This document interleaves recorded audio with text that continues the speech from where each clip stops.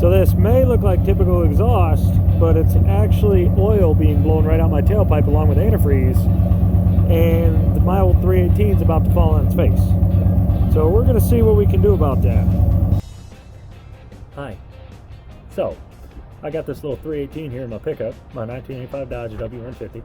It doesn't matter if it's a D150, W150, whatever, four-wheel drive, two-wheel drive, irrelevant, automatic, manual. Motors are pretty much all the same for quite a few years in these first-gen Dodges, 318, 360.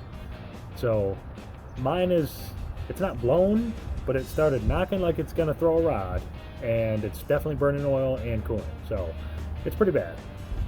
I'm getting ready to take it out, swap it, whatever. I don't know yet. I'm gonna try and disassemble it and see if I can deal with the heads and if the valves are okay and whatever. If I really can't, then I'll swap it for a junkyard motor. It also has like a couple busted head bolts or manifold bolts, exhaust manifold bolts to the head. So I'm not positive if I can even work with this one, or maybe I just got to replace the heads. But I thought I'm going to record it because why not? Maybe I can help somebody in the future deal with some issues with their truck or whatever. So get ready to enjoy the journey. I just got back from Harbor Freight and spending like $400 on an engine stand over there, and I'm getting ready to make my engine hoist, or put together my engine hoist. Okay, my buddy's calling. I gotta go. Bye, Leo. Bye. Okay, this is the 318 we're working on here. We just finished getting the engine hoist built. Very nice engine hoist from Blaine's Farm and Fleet. I'm making a video. Can I help you? Our dog Daisy, don't worry about her. Very nice cherry picker engine hoist, whatever you want to call it, from Blaine's Farm and Fleet. And this is the 318 we're fixing to take out. We're going to start by removing the battery cables, pulling the antifreeze out, the oil, all the good stuff, just draining everything, and then get into the process. Hi, how you doing? Hi. What are you doing? Organizing. Organizing what? Tools. Doing a great job. Yay. I just got thinking about it. I never even did like a simple walk around or something just to kind of show the vehicle that I'm going to do all this work on. So I just wanted to take a second. As I said in the one video, it's a 1985 Dodge W150 with a 318 automatic, but I just want to take a second, just kind of show it. In my opinion, it's very beautiful. Perfect example of a simple tip as you're removing everything, especially when it comes to the wiring and how it's routed, is like I unplugged the headlight from this connector here, and you can easily see, like based on the fitting, that this goes in the bezel for the turn signal. This is the side turn signal out of the fender.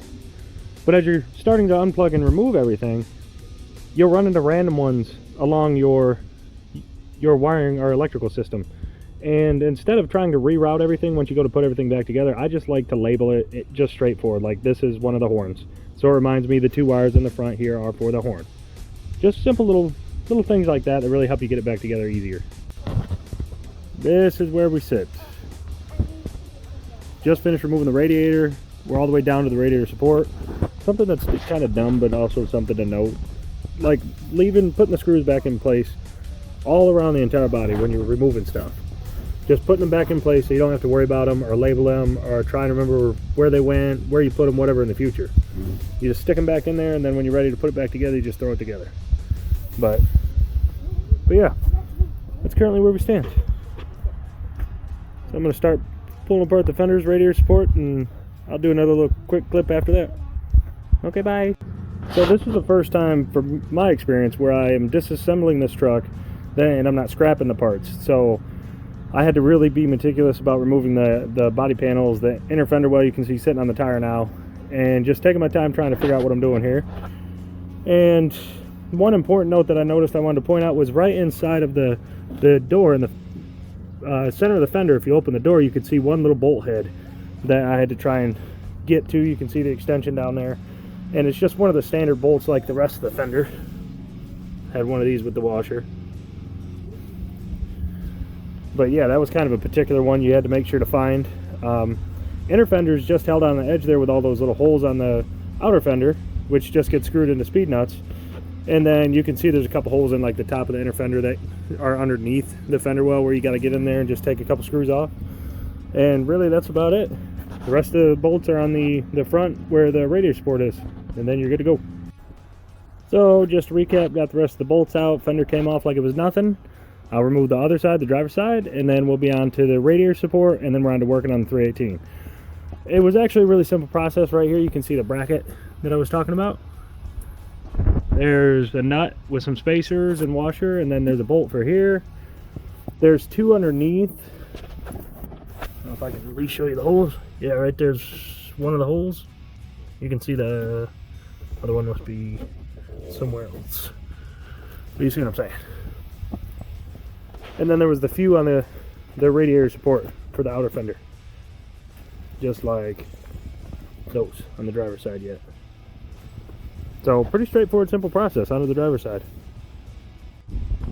Okay, so I've gotten the entire driver's side busted loose. You can see the inner fender well sitting on the tire, and I've gotten the outer fender busted loose as well. So I'm just gonna give the phone to my daughter for a second here to kind of show how easy it is to remove the fenders.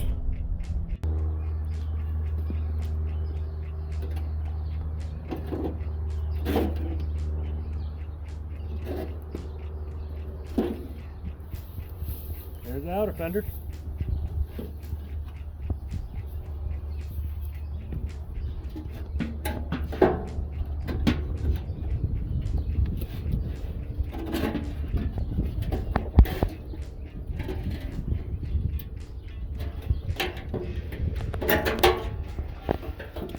Sorry, I just got caught on a couple cables.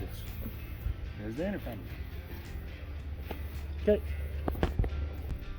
Okay, so here's the radiator support, and Audrey, and the radiator support is only held on by these two bolts. By the time you take the rest of the fender and what have you off, you could leave the fenders on with the radiator support and just remove the fenders and everything from the cab and remove the whole front clip. I chose not to because, as you can see sitting over there, look at the inside of the inner fender wells. I'm gonna have to do some good deep cleaning and painting. So yeah, she's gonna take the camera now, and then I'm just gonna lift this off. It should just be as simple as picking it up. Nope, don't worry about pausing it. Just hold it right there.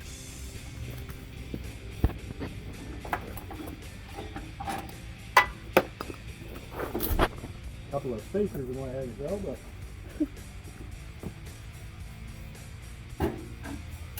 easy peasy. Perfect. Bye. Bye.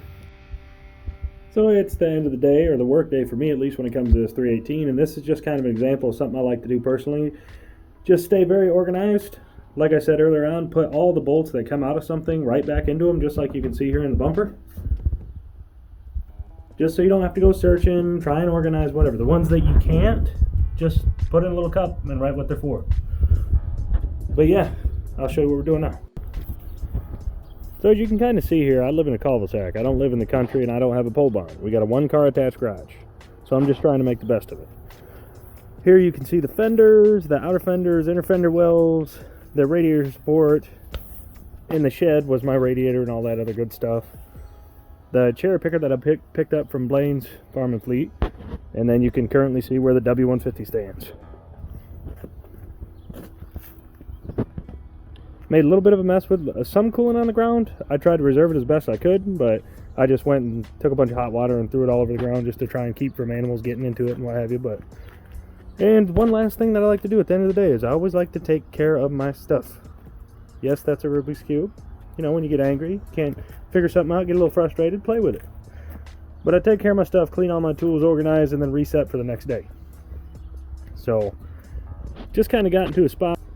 Didn't have much of an option. Like, the motor's blowing regardless. So, you know, it's kind of like life. You can't, at times you can't change it, but if something happens bad that you can't change, why get upset about it? So it's just like, all right, what's the next steps? What can I do? I know I'm capable of whatever I want, but what's the best route for us right now? Because we're trying to renovate our home to sell to get into more of our dream home. So it just ended up turning out that I thought we'll just turn it back to a stock 318 and spend the least amount of money we can. It sucks I had to go to Harbor Freight and buy stuff like a cherry picker, but I don't have a lot of friends, family, whatever that I can rely on when it comes to borrowing something or even taking my truck to somebody else's property. I don't care for it. So yeah, we're gonna have to spend, you know, probably $1,500 total, I would say, by the time we're done with this ordeal. But realistically, it turns my truck into a whole different beast, a whole different machine, a whole different everything. It's like a stock 1985 pickup. So it'll be great all the way around. You just got to get through it all. That's all. So if anybody does ever end up watching this, appreciate your time, and you all have a nice day. Bye bye.